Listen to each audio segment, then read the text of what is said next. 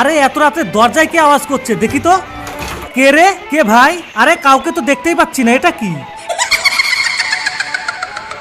ও ভাই, এত রাতে লাবু আসলো কোথা থেকে? এই লাবুতে কিন্তু ভূত থাকে, তাড়াতাড়ি ফেলে দাও। আরে কিচ্ছু থাকে না। তুমি আমার লাবু ঘরে নিয়ে যাচ্ছ, দেখো তোমার সঙ্গে কি হয়। ঠিক আছে, আমু নিয়ে যাচ্ছে, দেখি কি হয়। হ্যাঁ ঠিক আছে।